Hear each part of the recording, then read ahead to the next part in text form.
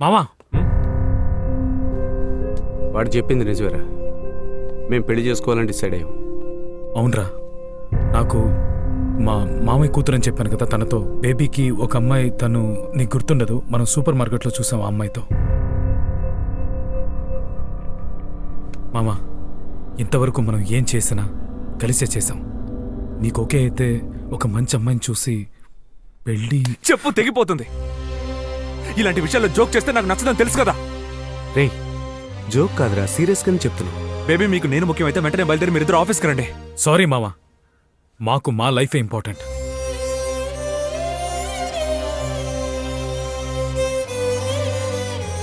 మామా, చెప్పేది అర్థం చేసుకో. నీ నీచ బుద్ధి చూపించావు కదరా. వీడు ఎగేసుకుంటూ వెళ్తున్నాడు, నీకే వచ్చిందిరా పోయే కాలం. మన ఫ్రెండ్షిప్ కంటే మీకు మీ లైఫే ముఖ్యం కదూ. ఇక నుంచి నా ఫ్రెండ్స్ అంటూ ఇంటికి వచ్చాను. పోండ్రా బయటికి, బయటికి పోండ్రా.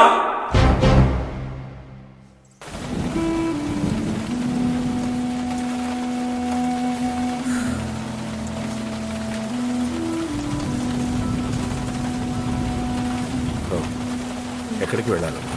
గౌతమ్ ఆఫీస్కి వెళ్ళాలి అంకుల్. కావాలంటే నేను డ్రాప్ చేస్తాను. Sure. రామ్మా.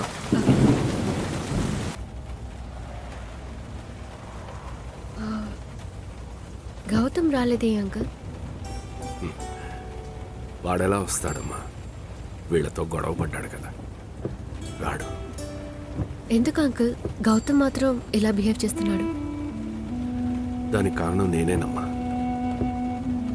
వాళ్ళమ్మ చిన్నప్పుడే వదిలేసి విడిపోయింది. అప్పటి నుంచి గౌతమ్కి ఆడవాళ్ళంటే పడదు. వాడు మనసు మార్చుకోవాలని ఇంకో పెళ్లి చేసుకున్నాను. అది వాడికి నచ్చలేదు. రా గౌతమ్, బ్యాగ్ ఇలా ఇవ్వు నాన్న.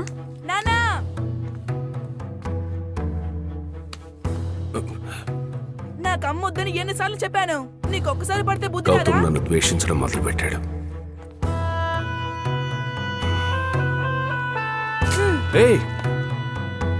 నాకు గౌతమ్. నచ్చలేదు, పో. గౌతమ్, నా మాట విను బాబు. నాతో నేను చెప్పే మాట మాట్లాడకు. విను. గౌతమ్, ఇదిగో బాబు, నాకొద్దు. నా వల్ల మీ మధ్య మనస్పర్ధలు రాకూడదు. అది కాదు. నేను వెళ్ళిపోతాను. అయినా గౌతమ్ నన్ను క్షమించలేదు. ఆ రోజు నుంచి ఈ రోజు వరకు ప్రయత్నిస్తున్నాను. వాడు నాతో మాట్లాడటం లేదమ్మా. అయినా బై గాడ్స్ గ్రేస్ వాడికి మంచి ఫ్రెండ్స్ అమరారు.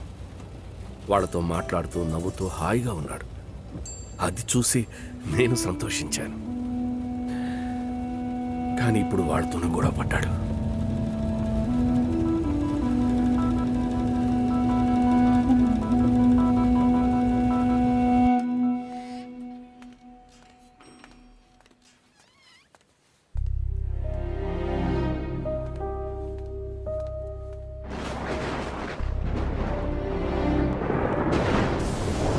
హాయ్ గౌతమ్. హాయ్. పెళ్ళికి వెళ్ళాను, మీరు రాలేదు. నేనెందుకు రావాలి అక్కడికి? మీ మధ్య గొడవ ఏంటో అడగడానికి రాలేదు, బట్ క్లోజ్ ఫ్రెండ్స్ వెడ్డింగ్కి వచ్చుంటే బాగుండేది. ఆ పెళ్లి వల్లేగా ఇదంతా. నేను ముందే అన్నాను, రే మీరు పెళ్లి చేసుకొని సెటిల్ అయిపోతారని. కానీ వాళ్ళే అన్నారు, లేదు మావా, మనం కలిసే ఉంటాం, చివరి వరకు ఫ్రెండ్స్గానే ఉంటాం, నిన్ను వదిలి ఎక్కడికి వెళ్ళాం అని.